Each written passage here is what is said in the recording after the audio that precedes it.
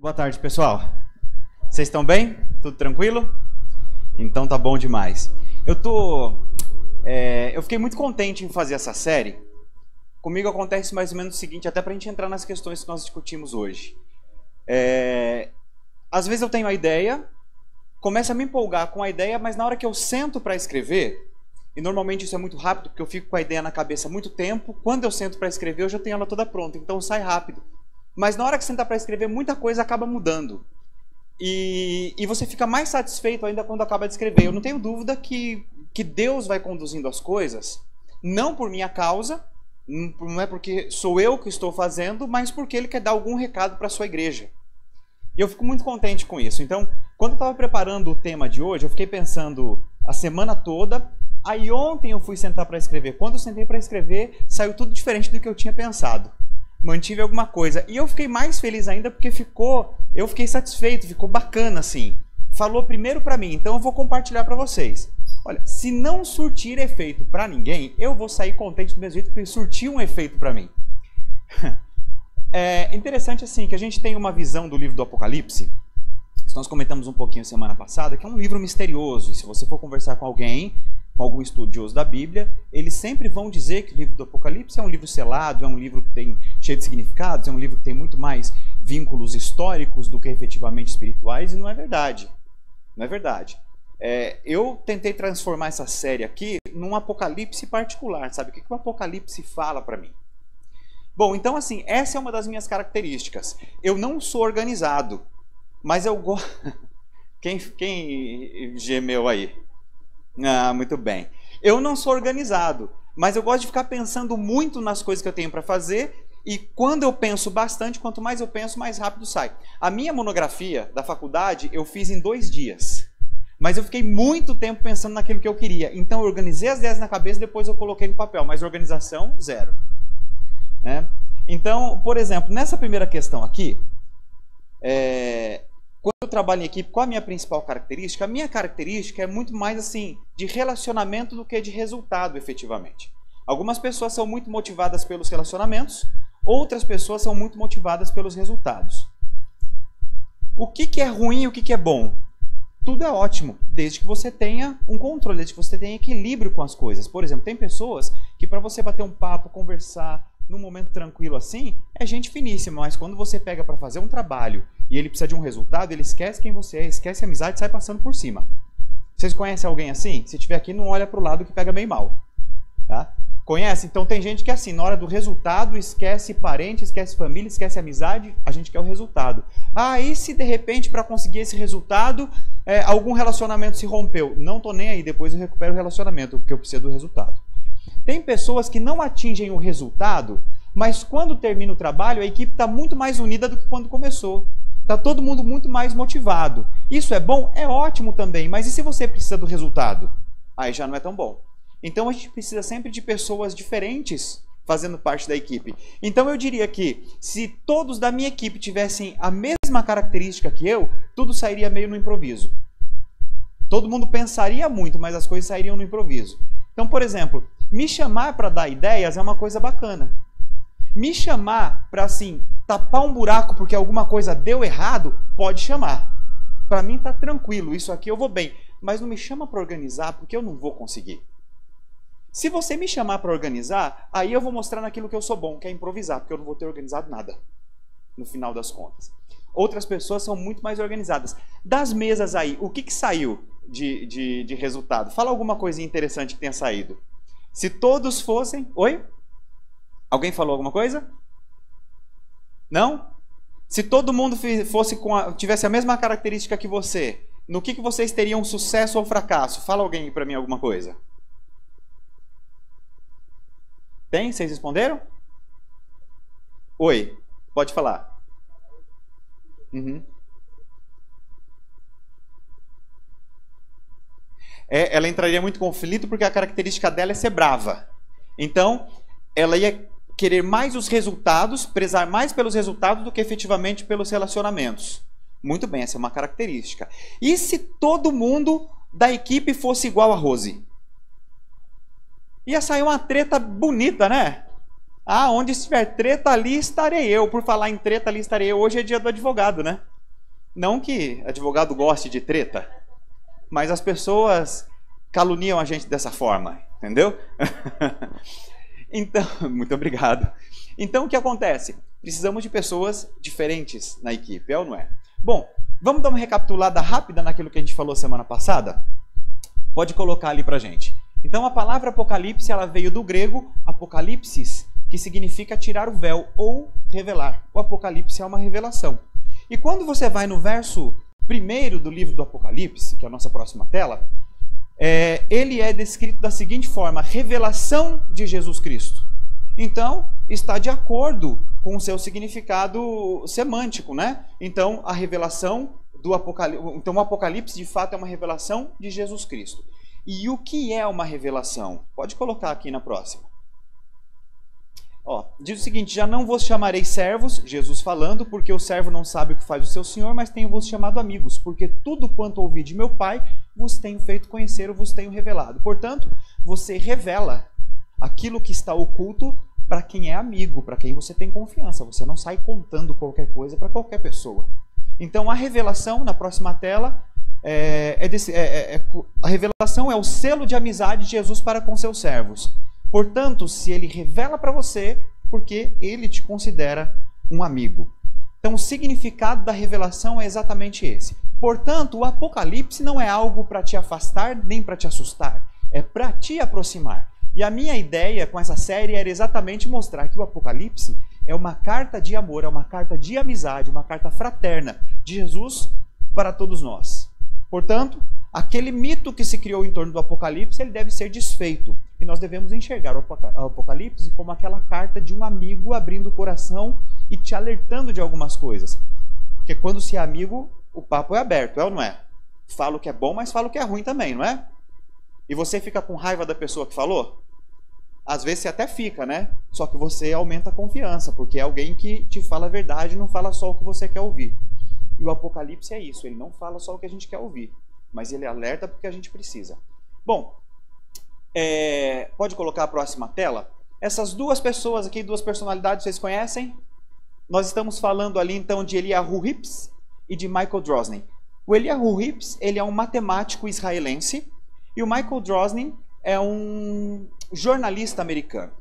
O Eliyahu, ele criou um código que se passou a ter o nome de Código Bíblico ou Código da Torá, em que ele junta todas as palavras de determinados trechos, determinadas passagens da Torá, e como se fosse um caça-palavras, ele começa a desvendar acontecimentos futuros e até mesmo alguns acontecimentos passados.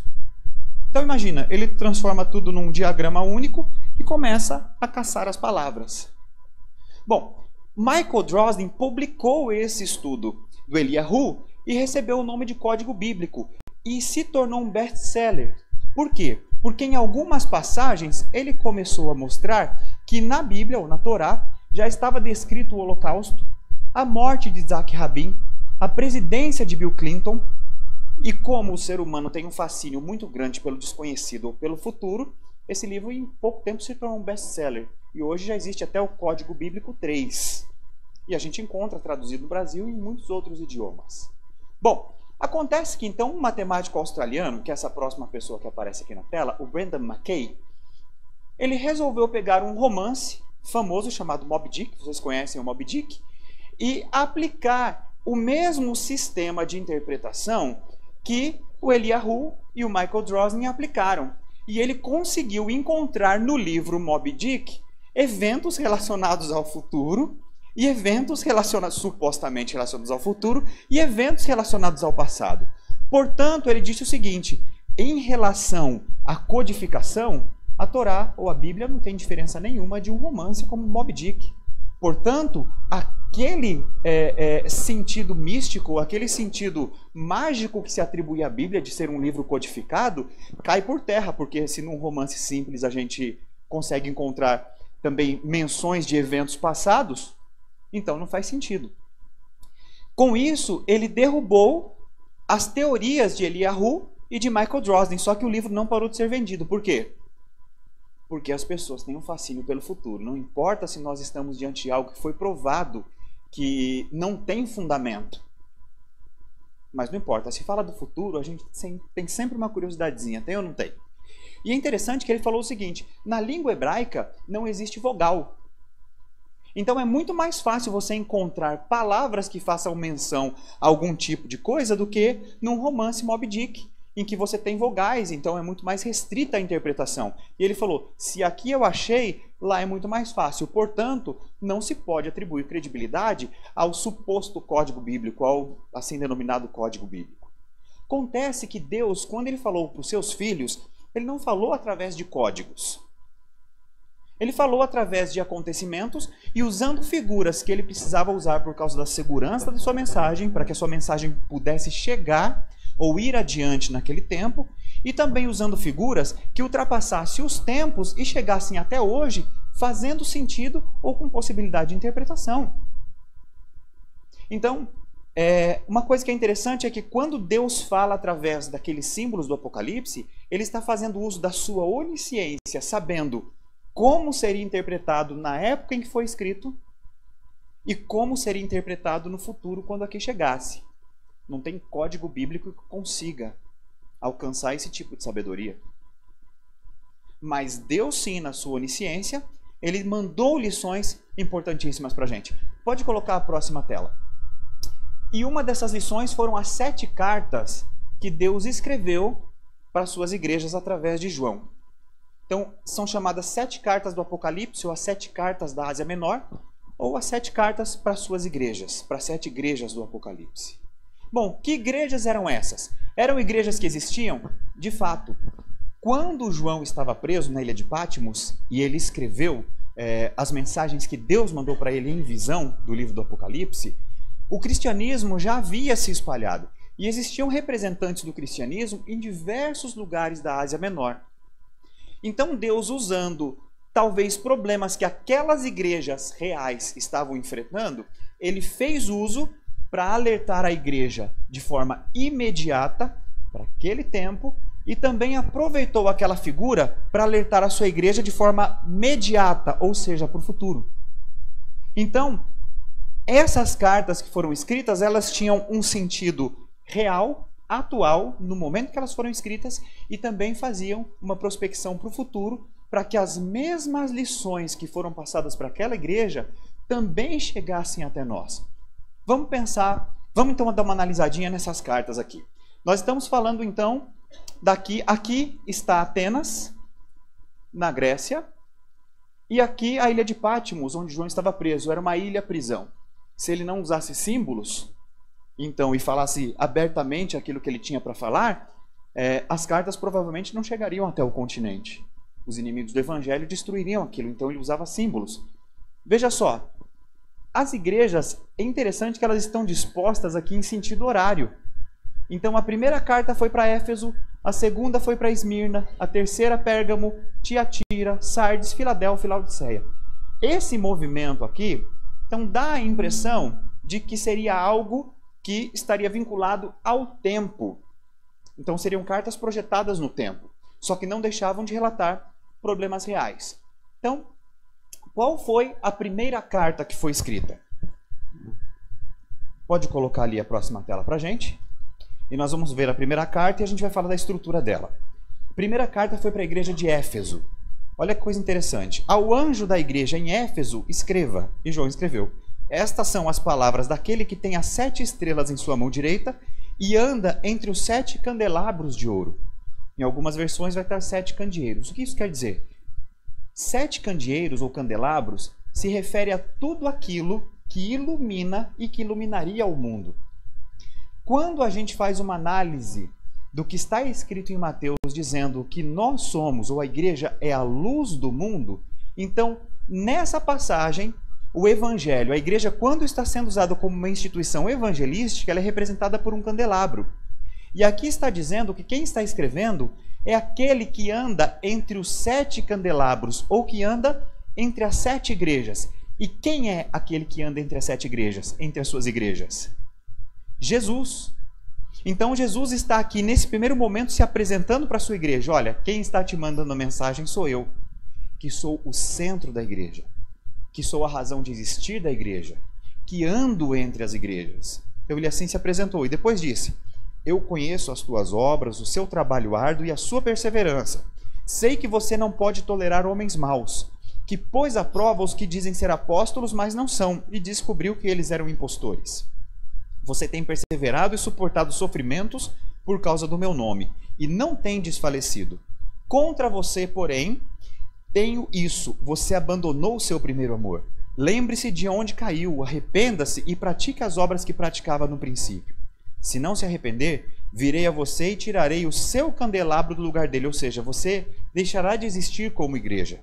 Então tirarei o seu candelabro do lugar dele. Mas há uma coisa a seu favor: você odeia as práticas dos nicolaítas, como eu também as odeio. Aquele que tem ouvidos, ouça o que o Espírito diz às igrejas. E ao vencedor darei o direito de comer da árvore da vida que está no paraíso de Deus. Essa foi a primeira carta. Todas as outras cartas, e nós vamos ver ali numa tabela, elas têm essa mesma estrutura. Primeiro, Deus se apresentando, Jesus se apresentando. Segundo, pode colocar a tela anterior. Segundo, ele tem um elogio para a sua igreja, então ele reconhece aquilo que é virtude da sua igreja. Depois ele tem uma reprovação, onde ele vai corrigir o erro que a igreja está praticando. Depois ele tem um conselho sobre como vencer esse erro. E depois ele faz uma promessa para aqueles que superam o erro. Todas as cartas têm essa mesma estrutura. E você pode perceber, agora coloca a próxima tela para a gente, que na primeira carta em Éfeso, ele se apresenta como sendo o centro da igreja. Ele elogia, dizendo que é uma igreja trabalhadora e perseverante, que inclusive é uma igreja que não tolera mentira. Que alguns impostores começaram a se filtrar na igreja e eles começaram a fazer o quê? Colocar à prova. E com isso eles iam tirando aqueles impostores da igreja. Só que com o passar do tempo, eles começaram a se cansar e perder esse primeiro amor. Então, ele fez a reprovação. Olha, você abandonou o seu primeiro amor. Então você precisa voltar às práticas anteriores. Olha, arrependa-se e volta às origens, é o conselho. E qual que é a promessa? A salvação. Então você foi uma igreja espetacular. Você até lutou muito contra os problemas dos impostores, mas aos poucos você foi perdendo o primeiro amor, foi se cansando, foi deixando de lado o evangelho. Então você abandonou isso daqui, você precisa se arrepender e voltar. Na segunda carta, e aí no seu guia de mensagem tem as passagens, tá? Não vou ler todas para a gente conseguir deixar bem dinâmico, tá? A segunda carta foi para a igreja de Esmirna. Para a igreja de Esmirna ele dizia o seguinte: olha, quem está falando com você, se apresentando, é aquele que esteve morto e reviveu. Aí ele diz: olha, você é uma igreja... Não, pode colocar anterior. Pode voltar. Isso, vai ficar um tempinho aí, tá? Pode ficar tranquilo. Então, você estava morto e reviveu. E ele tinha um elogio. Você foi uma igreja perseguida, mas ao mesmo tempo uma igreja abençoada. Não tenha medo das coisas que estão por acontecer. Muitos vão lançar alguns de vocês nas prisões. Outros perderão a vida por causa do evangelho. Mas olha, eu estive morto e revivi. Não tenha medo. Ele tinha alguma reprovação para essa igreja? Não teve nenhuma reprovação para aquela igreja. Foi uma igreja que recuperou, é uma igreja de Éfeso que recuperou aquele primeiro amor e se envolveu de corpo e alma no evangelismo. E depois ele diz o seguinte, o conselho: não tenha medo. Não importa o que vai acontecer com você, não tenha medo, porque a minha promessa para você é a salvação. E ele usa umas figuras de linguagem muito bonitas para falar da salvação, dizendo: você vai sentar comigo no trono. Outra hora ele diz o seguinte: você vai comer do fruto da árvore da vida. Outra hora: você vai governar junto comigo com um cetro de ouro. Então ele usa algumas figuras para dizer: é a salvação. Para a terceira igreja, que é a igreja de Pérgamo, ele diz o seguinte: aquele que está falando com você é o que tem uma espada afiada de 2 gumes. Bom, quando já começa assim, dá um pouco de medo, não dá não? Quem está falando com você é aquele que tem uma espada afiada. Eu falei: opa, então eu vou ouvir, né? Querendo ou não. E diz o seguinte: vocês conhecem a verdade e não negam a fé. Vocês têm um conhecimento de tudo que eu ensinei para vocês. Esse é o elogio. Só qual a reprovação? Você permitiu a idolatria e a licenciosidade. Licenciosidade são as práticas sexuais ilícitas. Olha, você conhece tudo, você sabe tudo. Só que você começou a fazer alguns tipos de conchavos, alguns tipos de permissividades, que fez com que a idolatria e a impureza sexual entrasse na igreja. Então vocês começaram a dialogar demais com as práticas pagãs. Então vocês macularam aquela pura doutrina que vocês tinham. Só que vocês conhecem. Conhecer é um elogio, só que ele fez uma reprovação. E qual que é o conselho dele? Arrependa-se. Sabe? Volta àquelas práticas puras anteriores. E se você observar isso de novo, se você recuperar essa prática, eu tenho para você a salvação. Para a quarta igreja, que é a igreja de Tiatira, ele diz o seguinte: aquele que está falando com você é o que tem olhos de fogo e os pés de bronze polido. Você ia deixar de ouvir uma pessoa que tem olhos de fogo e pés de bronze polido? Ninguém vai deixar de ouvir. Quando você faz uma rememoração dos Salmos, diz o seguinte: lâmpada para os meus pés é a tua palavra e luz para os meus caminhos. Portanto, aquele que tem os olhos de fogo enxerga tudo com muita clareza. E aquele que tem os pés de bronze polido ou os pés iluminados, enxerga e sabe muito bem aonde pisa e conhece muito bem o caminho. Aí, ele diz o seguinte, o elogio para a igreja de Tiatira: olha, vocês, conheço bem as obras de vocês, conheço o amor de vocês, conheço a fé de vocês, conheço o serviço e conheço também a perseverança de vocês. Vocês têm todas essas características, só que tem um problema. O que vocês permitiram? Idolatria, egoísmo e vaidade. E ele faz uma alusão a uma personagem do Velho Testamento chamada Jezabel, que era uma rainha extremamente vaidosa, extremamente orgulhosa e que não tinha compromisso com o seu reinado. Mas ela, inclusive, conduzia a sua nação ao tropeço. Então ela fazia com que eles comessem alimentos sacrificados aos ídolos, ela não coibia a prostituição e tudo isso acontecia no reinado dela. E ele fazia uma comparação da igreja de Tiatira com Jezabel. O que isso quer dizer? Quer dizer que a igreja de Tiatira, apesar de todas essas características, começou também a dialogar com práticas pagãs. E fez com que a igreja perdesse aquela pureza doutrinária inicial. Fez com que ela perdesse o compromisso com o evangelho e fosse uma igreja voltada para si mesma e uma igreja que se achava suficiente em tudo. O que importava era ter uma aparência interessante. E Jezabel era conhecida pela sua aparência. Então é bom que a igreja tivesse uma extrema aparência, só que essa aparência não permitia que a igreja enxergasse a sua real condição, que apesar de todas as características positivas, ela estava caindo na idolatria, estava caindo no egoísmo e na vaidade. E ele dava um conselho. E qual que era o conselho? Arrepende-te e conservas o que tem. Aquilo que você recebeu e que você conhece, conserva aquilo. Mantenha aquilo que você aprendeu. E se arrependa dessas práticas. E eu tenho para você a salvação. Para a próxima igreja, a igreja de Sardes, ele se apresenta mais uma vez como aquele que está entre os candelabros. Então ele dizia o seguinte: o centro da igreja sou eu. Quem está falando com você é aquele que deve ser a razão de ser e a razão de existir da igreja. E diz: poucas pessoas não se contaminaram. Poucas pessoas não contaminaram as suas vestiduras. Então esse era o elogio. Ainda tinha um povo remanescente nessa igreja que não havia se contaminado. Se contaminado com o quê? Dizia o seguinte ali, igreja de Sardes: você tem aparência de viva, mas você está morta. Parece até que você presta para alguma coisa, mas você não presta para nada. Você não faz a diferença no lugar onde você está, você não tem comprometimento nenhum com o evangelho, você não tem comprometimento com as pessoas que congregam junto com você, ou seja, você parece viva, você tem até cultos, você tem até frequências, as pessoas sabem que você existe, mas é só aparência, porque você, na verdade, nas obras, no serviço, no amor, na fé, na caridade, você está morta. E qual que era o conselho? Arrepende-te, volta às suas práticas anteriores. E eu tenho para você a promessa, a salvação. A igreja de Filadélfia também foi alvo da preocupação de Deus e das mensagens de João. E Jesus se apresentou para essa igreja como aquele que tem a chave. Ou seja, quem permite os acessos sou eu. Quem te protege sou eu. Eu tenho a chave. E diz o seguinte: você é uma igreja fiel e uma igreja extremamente abençoada. Você é uma igreja que não teme manter a verdade, é uma igreja que não teme pelos ataques de quaisquer pessoas que sejam inimigos do evangelho e vocês mantêm a fé. Por isso você é uma igreja abençoada. Qual é a reprovação para aquela igreja? Não tinha nenhuma.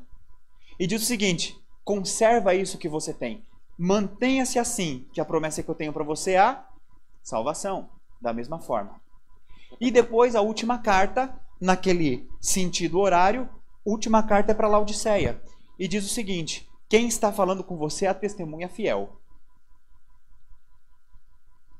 Gente, uma testemunha, ela pode salvar ou ela pode destruir um processo. Se a testemunha é fiel, você vai ficar ou muito feliz ou muito triste, dependendo da posição que você ocupa no processo. Se você de fato errou e a testemunha é fiel, você vai ser condenado, porque a testemunha não mente. Se você está falando a verdade e a testemunha é fiel, você vai ficar muito contente, porque a testemunha não vai mentir e vai confirmar aquilo que você falou. Então, quando Jesus se apresenta, quem está falando aqui é a testemunha fiel, a igreja sabia qual era a condição dela e já ou ficou feliz ou temeu. E a história confirma para a gente o que aconteceu. Eu sou a testemunha fiel. Que elogio que ele tinha para a igreja de Laodiceia? Já começou a ficar complicado, né? Poxa vida. Pode até mandar uma reprovação, mas manda um elogiozinho também. Mas essa igreja não tinha elogio nenhum. E falou assim: você é morna e sem noção. Você é morna e você não tem noção da sua condição espiritual. Você acha que é rica e de que nada tem falta, mas você é pobre. Você acha que vale alguma coisa e não vale nada. Essa é a pior condição, porque você vive num mundo de fantasia. Você acredita que está seguindo, está sendo guardião do evangelho, mas você não está servindo para nada. Gente, olha, essa reprovação, se a gente for pensar, é a mais dura. Porque as outras falam assim, ó, você abandonou o primeiro amor, você adotou a idolatria, você é egoísta, você tem aparência de viva, mas você está morta. Mas são situações consolidadas. Em que quando você fala para a igreja fala, é verdade, eu estou assim mesmo, essa é a minha real condição. Mas como que você vai convencer uma igreja que acha uma coisa, mas está vivendo outra? Que tem certeza que está certa, mas está errada? O trabalho não é mais difícil? Muito mais. Se a pessoa tem consciência de que ela está errada, ela pode até persistir no erro, mas ela sabe que está errada. Agora, convencer alguém que acha que está certo de que ele está errado é a pior coisa que tem. Não dá nem para elogiar. E falou assim, ó, arrepende-te. Você precisa se arrepender, você precisa sair dessa condição de mornidão, sabe? Quem dera você fosse fria, totalmente má, ou você fosse totalmente quente, como a igreja de Filadélfia. Só que você não é nenhuma coisa nem outra. E o que resta para você? Nada. Você não tem sabor, você não produz nada. Você é uma igreja totalmente indiferente. Ou você se arrepende, e se você se arrepender, eu tenho para você a salvação. Ou seja, não importava a condição espiritual. Duas coisas, dois elementos ali eram comuns. O conselho de arrependimento e a promessa da salvação. Não importa a condição espiritual. As igrejas que receberam essas cartas, provavelmente, naquele momento, estavam passando por essa situação. Mas Deus também usou essa mensagem, os exemplos dessa igreja, para projetar uma lição no tempo. E essas 7 igrejas representam 7 períodos em que o cristianismo passou na história da humanidade. E esses 7 períodos apontam exatamente para essas características que estão sendo colocadas ali. Esse é o que tem aí no seu guia de mensagem. Pode colocar a próxima tela para a gente. Então, a igreja de Éfeso, em que Cristo se apresentou como centro da igreja e que tinha abandonado seu primeiro amor, representa a igreja apostólica. A primeira igreja que foi fundada pelos discípulos. Então, é uma igreja que manteve a fé do ano 30 ao ano 100 aproximadamente depois de Cristo, mas acabaram se esfriando no amor. Então, uma igreja que começou extremamente empolgada com a pregação de Pedro, depois com Paulo levando o evangelho adiante, mas aos poucos ela deixou o amor esfriar. Quando chegou no período da igreja de Esmirna, que é o período dos mártires, é uma igreja que não teve reprovação porque eles recuperaram aquele primeiro amor e muitos foram perseguidos por causa da fé. Mas eles se mantinham fiéis e não se preocupavam com o que estavam por acontecer com eles ou o que de fato aconteciam com eles. Mas eles mantiveram. O período de Pérgamo foi um período em que a igreja confundiu-se com o Estado e a igreja começou a agir não só como uma instituição espiritual, eclesiástica, mas também como uma instituição política. E com isso, a corrupção entrou na igreja a partir dessa união da igreja com o Estado. Então, ela se tornou uma igreja idólatra e licenciosa. O outro período, o próximo período, é o período da igreja de Tiatira, que foi a Idade Média, o período que a gente chama de período de trevas, em que a perseguição foi intensa aos cristãos. Inclusive reconhecido pela Igreja Católica, que à época era quem dominava tanto a igreja, o espiritual, quanto o Estado. Fatos históricos, não é crítica alguma. Tá? Então, esse foi o período da Idade Média. Logo depois, a gente entra na Igreja de Sardes, que é a Igreja da Forma, é a Igreja da Reforma, que recomeça a busca de uma fé pura. Então, nesse período, de 1517 até 1730, recomeça a busca em torno dessa fé pura. Percebam que de Tiatira até Sardes, durante um período, a igreja teve aparência de viva, mas estava morta. E depois começou a buscar, a resgatar as suas raízes.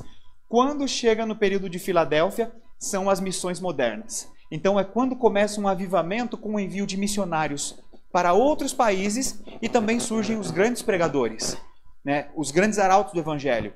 Então é um período de 1730 a 1900. É uma igreja que não teve reprovação, por quê? Porque aqueles que se propunham e abraçavam o evangelho, eles se dedicavam de corpo e alma, não só o seu tempo, não só os seus bens, mas o seu intelecto, os seus dons e os seus talentos pela pregação do evangelho. E a outra igreja, que é a igreja de Laodiceia, ela começa em 1900 e se estende até os dias de hoje. Então vocês perceberam que tinha uma aplicação imediata, mas também tinha uma aplicação imediata que se projetou para o futuro. Qual o período que nós estamos vivendo então aqui hoje? É o período de Laodiceia. Qual é a característica da igreja de Laodiceia? É uma igreja morna. Agora eu vou fazer uma pergunta aqui. Isso daqui está determinado pela profecia, vocês concordam? Então vocês concordam comigo que nós estamos vivendo hoje numa igreja morna? Sim ou não? Vocês podem responder isso categoricamente? Nós estamos vivendo uma igreja morna? Tudo bem. Então está filmando, está registrado que vocês estão dizendo unanimemente que nós estamos vivendo um período morno. Perfeito? Muito bem. Quando eu analiso esse quadro aqui, a primeira coisa que eu sou levado a pensar é de que as igrejas, as características, elas não foram se extinguindo com o passar do tempo. Por exemplo, características da igreja de Éfeso acabaram ali no ano 100. Nunca mais se ouviu falar nos problemas da igreja de Éfeso. Só que a gente entrou num outro período de um outro problema, a igreja de Esmirna. Ah, não, mas a igreja de Esmirna foi muito bem, então tudo bem, não tem problema. Só que depois ela caiu. Nunca mais se ouviu falar na fidelidade de Esmirna e a gente entrou num período de Pérgamo. Foi isso que aconteceu? Não foi. Acontece que com o passar do tempo, características da igreja anterior entravam na igreja subsequente. Então nós entramos no período de Esmirna com algumas características de Éfeso. E depois nós entramos em Pérgamo com algumas características de Éfeso e de Esmirna. Então quando a gente chega em Laodiceia, quantas igrejas nós temos representadas no nosso período? Todas. Então vocês concordam comigo que nós temos todas as características negativas das 7 igrejas hoje, mas também nós temos as características positivas da mesma igreja? Sim ou não? Bom, e a pergunta que eu faço é: a igreja é morna? Agora já começa a ficar um pouco com o pé atrás, né? Então vamos resolver isso de uma forma mais fácil, porque se a gente pensar institucionalmente fica muito difícil. Coloca a próxima tela aqui pra gente. Em Apocalipse 14, 12 diz o seguinte: aqui está a paciência dos santos, aqui estão os que guardam os mandamentos de Deus e a fé em Jesus. O que é guardar os mandamentos de Deus e a fé em Jesus? É você buscar aquela fé pura e ter como seu único guia, o único centro da igreja, o próprio Jesus e os seus ensinamentos. Sabe por que todas as igrejas tiveram oportunidade? Todas as igrejas, inclusive aquelas que não tinham elogio nenhum, elas ainda tinham uma mensagem de arrependimento, um conselho de arrependimento e uma promessa de salvação? Porque sempre teve um grupo, às vezes maioria, às vezes minoria, que mantinham os mandamentos de Deus, ou seja, as ordens de Deus, e mantinham a fé em Jesus, que perseveravam na doutrina dos apóstolos. Só por isso. Então significa que, independente da fase que a igreja passou, da fase mais baixa quanto da fase mais áurea, sempre teve um grupo, poucas vezes maioria, na maioria das vezes minoria, mas sempre manteve a fé, e por causa desses, a igreja sempre teve uma oportunidade de arrependimento e uma promessa de salvação. Quer ir um pouquinho mais longe? Coloca o próximo verso aqui. Não sabeis vós que sois o templo de Deus e que o Espírito de Deus habita em vós? Ou seja, quem é igreja hoje? Quem? Eu, nós, cada um de nós. Muito bem. Pausa um pouquinho aqui e eu vou fazer uma pergunta bem parecida com aquela que nós discutimos na convivência. Se você pegasse pessoas que têm exatamente a mesma condição espiritual que você agora e juntasse todas as pessoas que estão na mesma condição espiritual que você, que nome seria, que nome teria a sua igreja? Sardes, Pérgamo, Éfeso, Tiatira, Filadélfia, Laodiceia. Que nome teria? Coloca a próxima tela, a gente vê a pergunta, vendo fica mais fácil. Então a pergunta é, em qual fase espiritual eu estou? Se minha vida fosse uma daquelas igrejas, em que fase eu estaria? Na fase com reprovação sem elogio? Na fase com elogio sem reprovação? Na fase com elogio e também com reprovação, mas com promessa de salvação? E se você juntasse todas essas pessoas, que nome você daria para a sua igreja? Está conseguindo entender o que eu estou perguntando? Sabe aquela história? Se todo mundo tivesse a minha característica e no que eu teria sucesso ou no que eu teria fracasso na minha equipe, a mesma coisa, agora pense espiritualmente. A vida que eu levo hoje, a vida espiritual que eu levo hoje, a minha condição espiritual hoje, me projeta para 10 pessoas, vamos pegar 10 pessoas idênticas. Que igreja que eu sou hoje? Eu sou Sardes, sou Pérgamo, sou Éfeso, sou Tiatira, sou Filadélfia, sou Laodiceia, sou Esmirna? Qual igreja que eu sou hoje?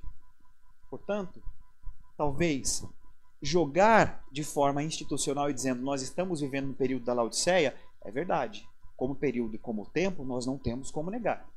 É um período em que o engano é muito fácil, porque as pessoas buscam aquilo que as satisfazem e dão ares de espiritualidade para isso. Ou seja, eu estou adequando o evangelho à minha necessidade.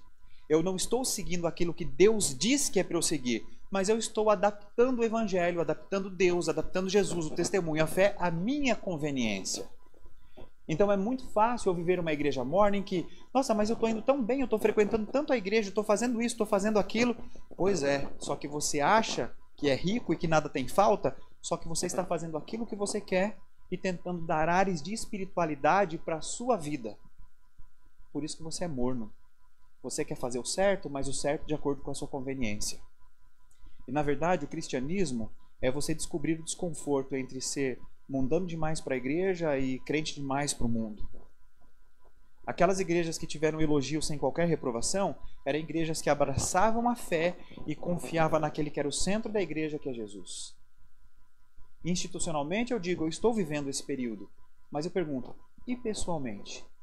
Já que você é uma igreja, já que um grupo de vários você se torna uma igreja, que característica você está imprimindo? Qual característica você contribui para que a sua igreja tenha?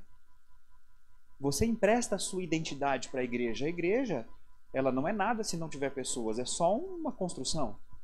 Mas qual é a identidade que você empresta para a tua igreja? Para qual lado você contribui mais? Para a gente chamar essa igreja de morna? Para a gente chamar essa igreja de fiel?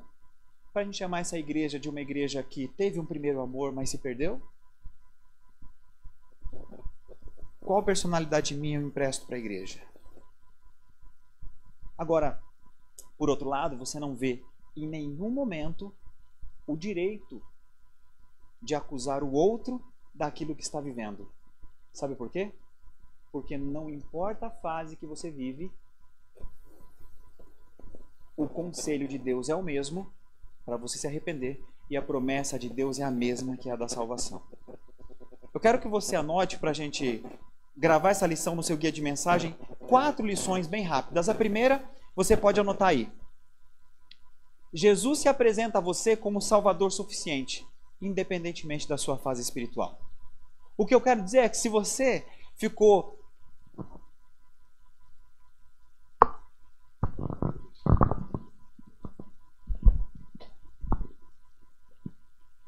Eu quero dizer o seguinte, se você, de repente, começou a pensar e ficou meio triste, dizendo o seguinte, eu acho que a minha vida espiritual está mais para Laodiceia, a minha vida espiritual está um pouquinho mais para Tiatira, digo para você, não importa a fase espiritual, Jesus se apresenta a você como Salvador suficiente.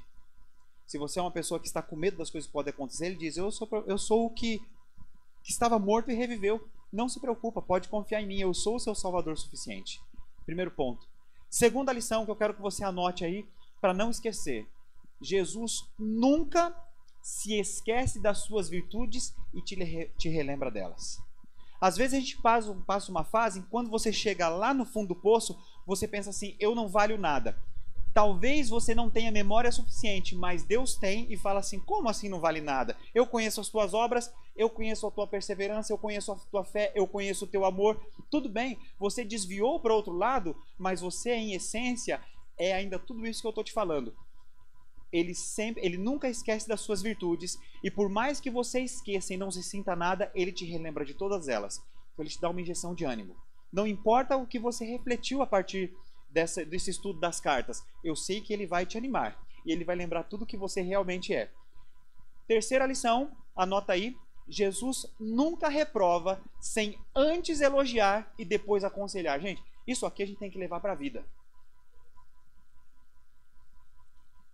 Porque isso aqui é elementar nos nossos relacionamentos, seja no trabalho, seja na família, seja na igreja. Olha, você tem uma reprovação, então usa o modelo de Jesus. Primeiro elogia, depois você apresenta a reprovação e depois você mostre um conselho. Nunca reprove por reprovar. Nunca. A reprovação, ela é cruel quando ela não é antecedida de um elogio e quando ela não é sucedida de um conselho. Nunca reprove por reprovar. Leva isso para a vida, leva isso para os teus relacionamentos, leva isso para a igreja. Tá? E a quarta e última lição pode escrever, todo o empenho de Jesus é para salvar aqueles que ele ama. Todo o empenho de Jesus é para salvar aqueles que ele ama. Significa que hoje nós chegamos no período de Laodiceia e nós juntamos todas as características anteriores. Então nós temos todo tipo de problema, mas também temos todo tipo de virtude. E quando a gente pensa que a saída, que não existe saída ou solução para Laodiceia, foi falando com a igreja de Laodiceia que ele escreveu esse verso aqui. Pode colocar para a gente. E diz o seguinte, preste bem atenção aqui. Repreendo e disciplino aqueles que eu amo, por isso seja diligente e arrependa-se. Eis que estou à porta e bato. Se alguém ouvir a minha voz e abrir a porta, entrarei e serei com ele e ele comigo. Ao vencedor darei o direito de sentar-se comigo em meu trono, assim como eu também venci e sentei-me com o meu Pai em seu trono. Aquele que tem ouvidos, ouça o que o Espírito diz às igrejas. Isso foi falado para a pior de todas as igrejas, que é a igreja de Laodiceia, que é o período que nós estamos vivendo. Mas mais do que isso é falado individualmente para a gente. Não importa a fase que estamos vivendo. Então, antes de proferir qualquer consideração a respeito da igreja, lembre-se que a igreja é você. E você se pergunte, qual característica, qual identidade minha eu estou emprestando para a igreja? De que lado que eu estou jogando? Para quem que eu estou falando? Que Deus nos abençoe de uma forma muito especial. Coloca a próxima tela. Se você quiser avançar um pouquinho nesse estudo, conhecer um pouquinho melhor a respeito de detalhes dessa carta, das cartas que foram escritas, no seu guia de mensagem tem esse link. E você pode acessar ali e fazer um estudinho mais profundo. Que Deus te abençoe de uma forma muito especial. E essa tarde seja para a gente uma tarde de reflexão individual e pessoal. E saiba que aquilo que você vive reflete na sua igreja. Que Deus te abençoe. Podemos orar juntos?